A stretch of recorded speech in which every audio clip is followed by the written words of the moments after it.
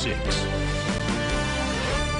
Good evening. Florence has been downgraded to a tropical storm, but is still battering the Carolinas after coming ashore this morning.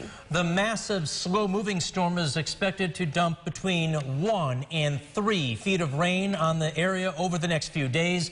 The storm is being blamed for at least 5 deaths, including a mother and baby who died when a tree fell on their home in Wilmington, North Carolina. Officials say the storm surge has reached up to 10 feet in some areas. They're asking those who didn't evacuate to stay off the roads.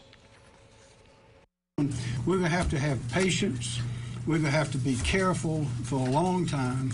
And then we're going to have to deal with a lot of water after the winds leave. And that brings a whole new set of consequences up, in addition to the high rain and the high winds and the surge that we're experiencing now. The storm knocked out power to hundreds of thousands of customers, and that number is expected to rise. Meanwhile, several local Red Cross volunteers are riding out the storm and are ready to take care of those who need shelter. Emily Noonan reports. Ready, you're on standby and you're ready to go when you need to go. Yeah, we're ready to rock. Yeah.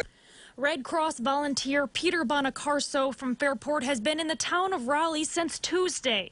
It was just hours ago that the effects of the storm had kicked in. It's definitely getting worse, but it's still not horrible. I think overnight it's going to get really bad.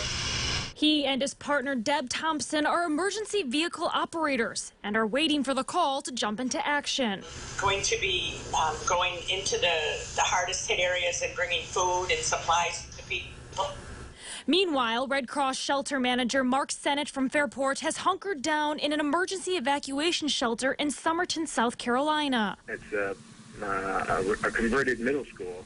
So the classrooms we've converted to dormitory areas, and we have several rooms set up as family rooms. We have rooms set up for single men and rooms set up for single women, so we can have everybody have their own little space.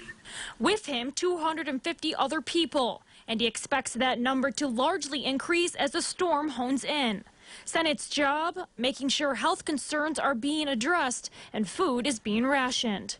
Sennett says all Red Cross functions have been shut down in South Carolina as of 6 p.m. last night, so no more food deliveries. So we can feed people for a day. And what number you could say, I wouldn't know. We'll just ration it out and try to get through it. People won't starve, and we'll get them fed. So far, so good. But for them, the storm has yet to pass. Sennett did say if needed, they have military meals stored within the facility. They will most likely be leaving the shelter early next week. Those who won't be able to go home will be moved to a recovery shelter. Ashley?